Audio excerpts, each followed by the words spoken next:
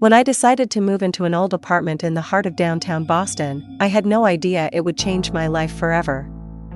As a writer who preferred solitude, I jumped at the chance when I found a quiet, spacious flat for an unbelievably low rent. The building was an aging 5-story structure, its outer walls stained with mold and its staircases dusty and cracked. Apartment 404 was on the 4th floor, a place that felt stuck in time. My first day went by uneventfully. I unpacked my belongings, set up my computer, and worked late into the night. But when I finally laid down to sleep, I felt something off. It was as if someone, or something, was watching me, shrugging it off as exhaustion. I closed my eyes, but in the stillness of the night, I felt a cold breath near my ear. A whisper followed, faint and drawn out, like wind brushing against my soul. I jolted awake, nothing. The room was empty, silent. But the air had turned unnaturally cold, like a sudden wave of ice. The next morning, I spoke with the building's caretaker, an elderly man named Mr. Hank. When I mentioned I had just moved into apartment 404, he froze for a moment. He lowered his eyes and said, "Son, that apartment's been empty for years. No one stays there long." "Why not?" I asked, trying to sound casual. "There are stories," he muttered. "People hear voices, see shadows. A woman crying. Something moves around at night." I chuckled nervously. "Ghosts are for movies, Mr. Hank." He just looked at me and quietly said, "God help you." Back in the apartment, his words echoed in my mind. That night, I decided to keep a close eye on everything.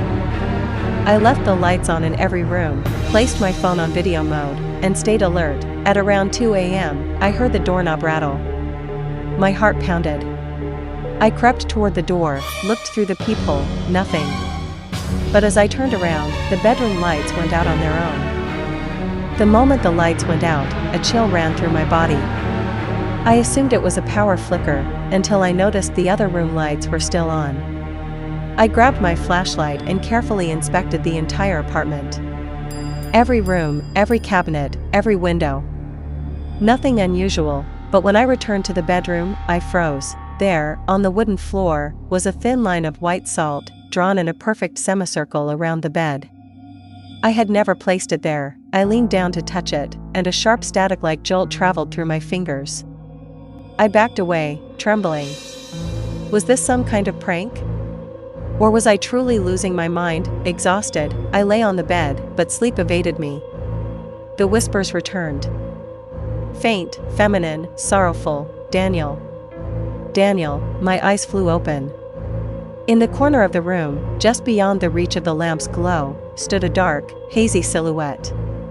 Red eyes glowing faintly like embers. I wanted to scream, but no sound came. The next day, I called an old friend, Lucas.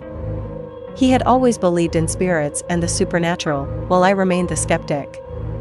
When I told him what I had experienced, he took me seriously and agreed to come over. As soon as Lucas stepped inside the apartment, his expression changed. He looked around warily and said, "There's something wrong with this place. Something very wrong." I told him everything. He pulled out a small protective charm from his pocket and tied it above the apartment's front door. "This might hold it back for now," he said. "But you need to know what this place is hiding."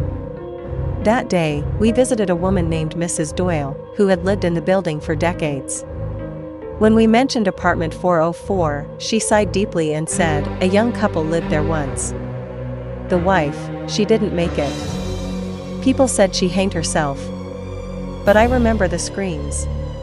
She used to talk to herself. Then one day, she was just gone." Her name, we learned, was Melissa. And her husband, Aaron, disappeared shortly after. I was ready to leave the apartment. But due to the lease terms, I had to stay at least a month or pay a hefty penalty. I figured I'd make it through with Lucas's help and the charm hanging at the door. For a few days, things seemed calm. I played Quran recitations at night, as Lucas suggested. Even though I wasn't deeply religious, I figured I needed protection of any kind. Then, one night as I was working on a short story, I heard the bedroom door slam shut. Heart racing, I ran to the door and found it locked from the inside. A soft dragging sound came from the other side, like nails scraping across wood. When I finally forced the door open, the temperature inside the room had dropped drastically. On the wall, written in what looked like blood, were the words, "This is my home. Leave." That night, I sat on the floor and recited verses of protection. But the shadows on the walls began to ripple, as if something behind them was moving. The lights dimmed slowly, and from the ceiling above, I heard the soft, gut-wrenching sound of a woman weeping. I closed my eyes tightly and began reciting louder. The blood-written message on the wall started to fade, and then vanish completely. I could feel it, something angry had retreated. The next morning, I was drained, my eyes sunken, and my spirit heavy.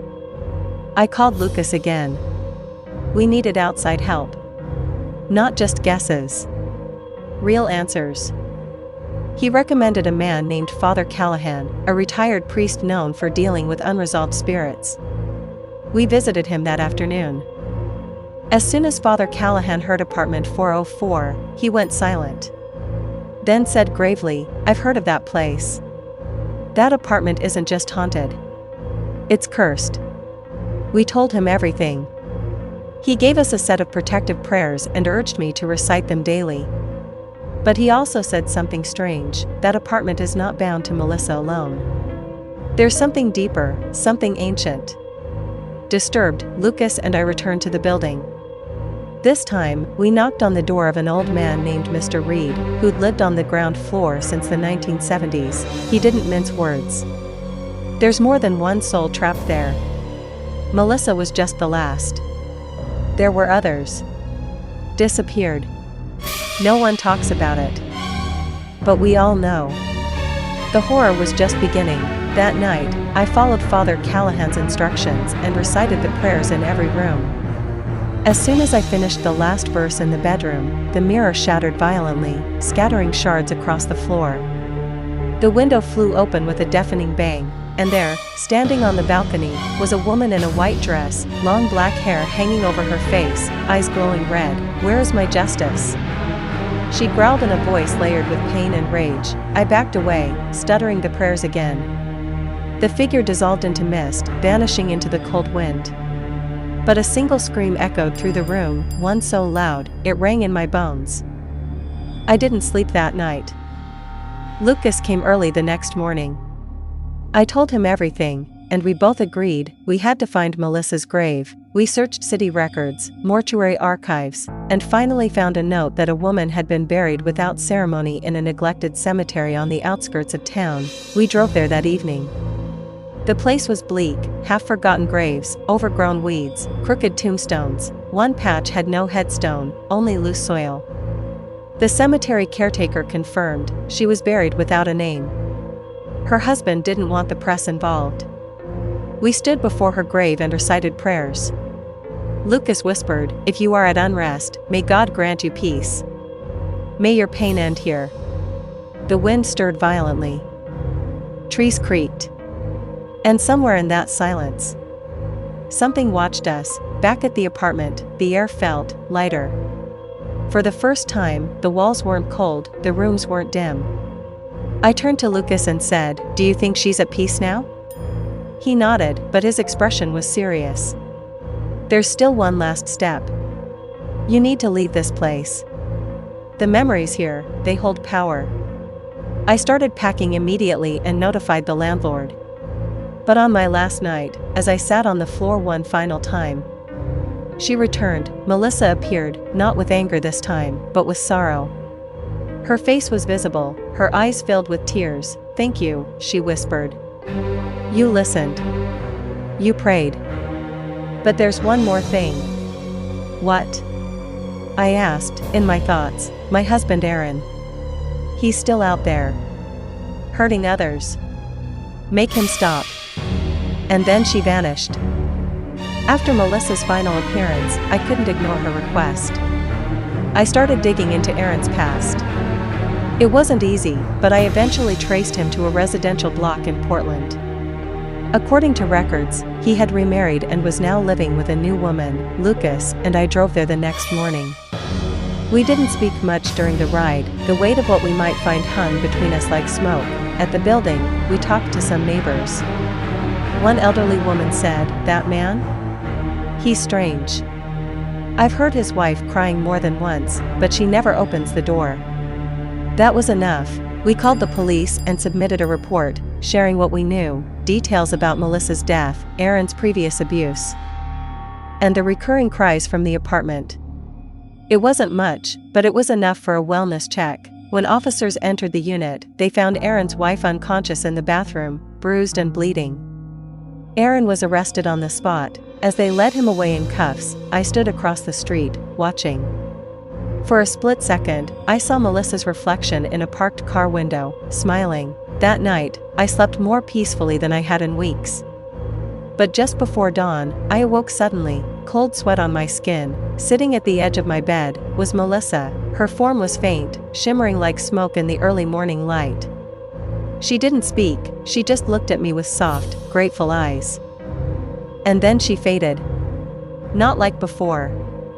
Not violently. Not with screams. Just peace. I knew then, her story was over, but the apartment story? That was something else. Lucas called me a few days later. "I've been looking into the building's history again," he said. Melissa wasn't the only one. There were 3 other women, missing, presumed runaways. All lived in Unit 404 at different times. My hands went cold. "And you think?" "I think the apartment draws them in. Vulnerable women. Something deeper is at work there." I couldn't ignore it. The truth was clawing at my conscience. I had to know more. I returned to the city archives and dug through decades of old property records. There it was, a classified ad, printed over and over again between 1980 and 1995, spacious, affordable apartment available for single women. Safe neighborhood. Apartment 404, the owner's name listed was someone I didn't recognize, Walter Greaves. A real estate agent who died in 1996. But what sent shivers down my spine was the footnote in the obituary, survived by no family. Known for his silence and generosity, I found a photograph of him. He was the man I'd seen once in the stairwell. A man I'd assumed was a neighbor. Pale. Quiet. Watching. Walter had been dead for nearly 30 years. That night, the horror returned, only worse. As I tried to sleep in my new place, my laptop turned on by itself. On the screen was an image, blurry and old, but unmistakable. The living room of apartment 404. And in the center, a group of women. Their faces hollow. Eyes darkened. Clothes soaked in blood. They weren't standing. They were hanging. From the ceiling, I screamed and shut the laptop. The image remained burned into my mind. Lucas came over immediately.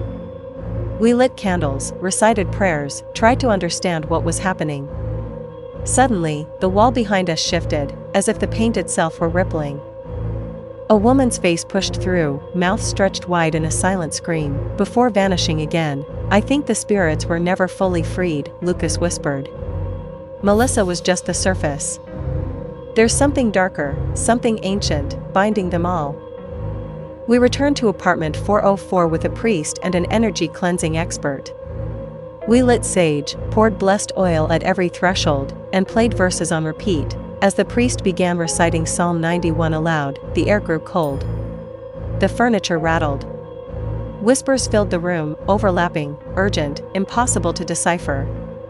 Then came the scream, not Melissa's, dozens of voices, raw, primal, furious. The cleansing expert collapsed, gasping for air.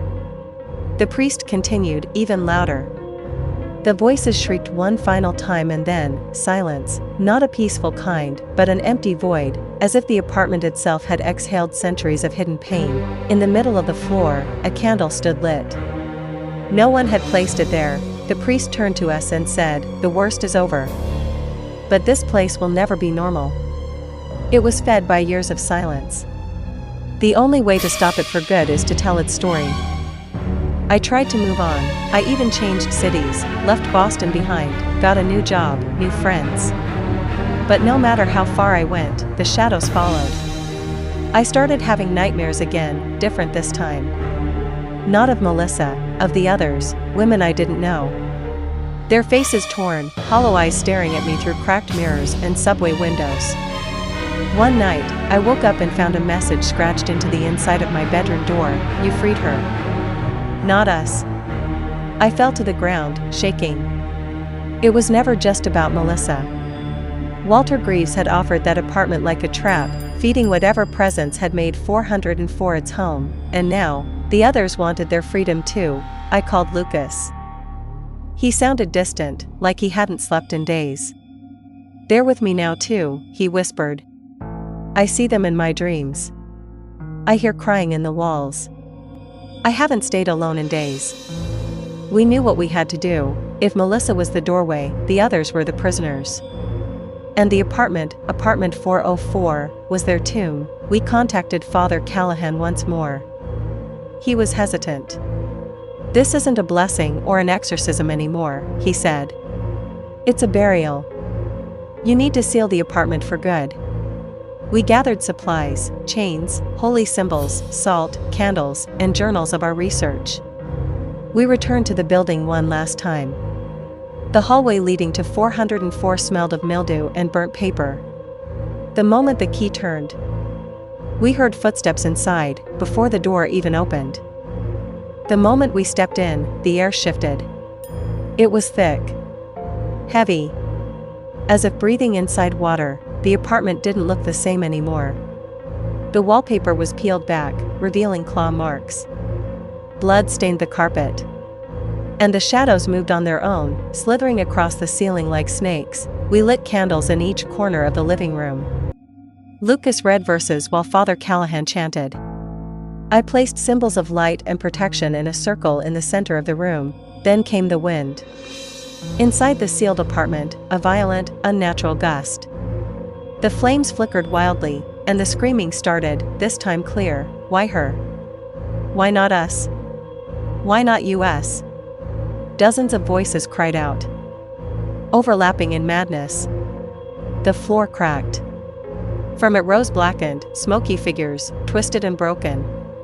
One by one, they floated around us, their arms reaching. Lucas dropped to his knees. "We see you. We know your names. You are not forgotten." And suddenly, silence again. The spirits hovered, as if waiting. I reached into my bag and pulled out the stack of files, names, photos, records of every woman who had ever lived there and disappeared. I began reading them out loud. One by one: Sophia Ray, Emily Carlton, Rachel Moss, Leona Finch. As each name was spoken, one of the spirits dissolved, like steam fading into morning light. They didn't scream this time. They didn't attack. They just vanished. By the time the last name left my lips, the air had warmed. The candle flame steadied. The walls stopped pulsing. And for the first time in months, the apartment was still. No whispers. No shadows, only light. We placed seals on the floor, covered the walls with protective scripture, and bolted the door shut from the inside before climbing out the fire escape. We locked the window behind us. Apartment 404 would never open again. 2 months later, the building was marked for demolition. I stood outside as the machines tore it down, floor by floor. When they reached the 4th floor, the sky suddenly darkened, and a storm rolled in, but the workers kept going. When the last wall of 404 crumbled, a great gust of wind rushed outward, knocking scaffolding down and rattling the surrounding buildings. People screamed. Birds scattered, but then the sun broke through. It was over. Lucas and I never spoke of it again. Father Callahan moved away. I wrote a book titled The Shadowed Apartment, a tribute, a warning, a memory. Sometimes, at night, when the wind howls just right, I think I hear a woman whisper my name, but I remind myself, it's not apartment 404 anymore, it's just the wind.